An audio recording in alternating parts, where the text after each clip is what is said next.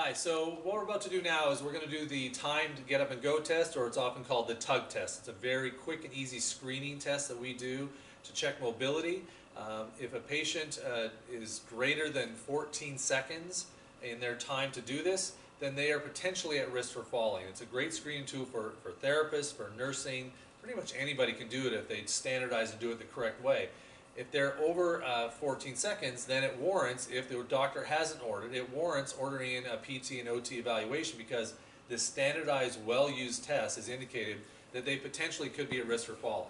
So at that point, then you get the experts in, you get the PT, you get the OT in, you get them in to go and see how the patient's doing in their environment, in their home, in their bedroom, in their bathroom, in the kitchen. Three of the biggest areas for falls. We get the experts in there, see how they're doing with a full-on assessment, and then that way we can determine whether we can help them if they are at risk for falling in their environment. So this is a screening tool. It's standardized, it's well used, it's very quick and simple.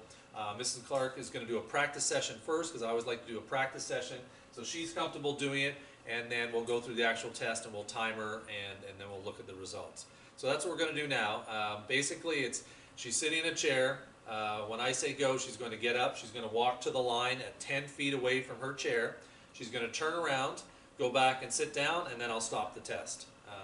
Basically with this test, it needs to be a chair like she's sitting in now. It's got to have arms, no wheels, it's got to be solid. I've marked out 10 feet from where her chair is. Again, typically wear the footwear you're normally wearing throughout the day, very important. Some people say shoes or not, wear what you normally wear. That's what I tell people. The other thing too is Mrs. Clark does not need an assistive device to walk. But to do this test, it's normally what the patient would use. If they use a cane, then use a cane. If they use a walker, use a walker.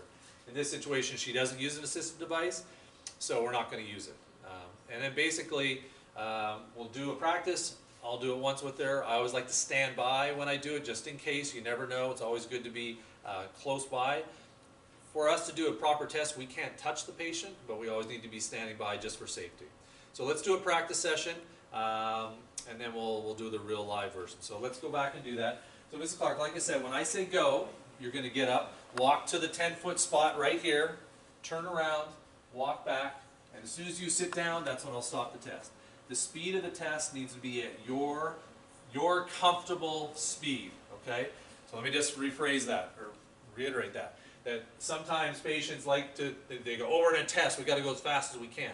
That's not the case. We really have to emphasize it has to be at your normal walking speed.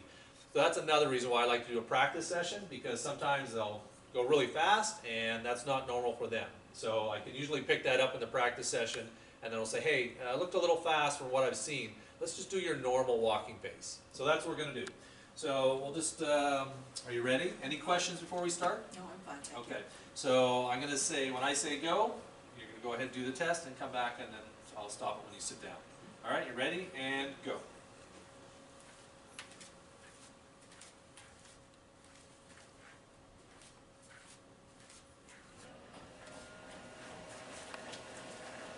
Beautiful. So we did it in about 10, almost 11 seconds. How'd that feel? Pretty good? So that looked great. So that's a practice session. It looked like it was her normal pace. So now I'm going to do the live session. We'll do it one more time, and then we'll log that result. And then the nice thing about doing these standardized tests is that we'll then retake it again in 2 weeks or 4 weeks or whatever it might be, and we'll look for improvement. So, all right, we're going to do one more time. Again, your pace, just nice and comfortable. Ready, and go.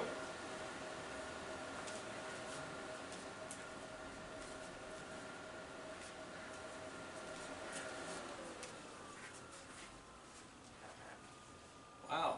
0.02 seconds, the same as the other one. Well done, well done. So that's the get up and go. You can see how quick that is. Now I spent a lot of time talking about it, but really, you can do this test in easily under 5 minutes.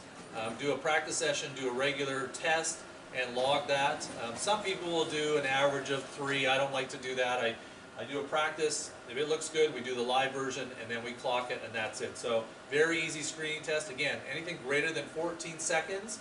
I've seen the Center for Disease Control also had greater than 12 seconds. But typically, in my past history, it's been anything greater than 14 is an indication that the patient has a potential for falling. And so at that point, it's, hey doc, we need to get an just to let the experts come in and see how they're doing. And it's a lot easier to do a full assessment with an expert in the patient's home, so we can see what they're doing, see how they conduct their daily life, and see if there's any way that we can help prevent falling and help them, attain goals they'd like to obtain. So that's the Get Up and Go. We're going to do the modified CAT-ZIP next.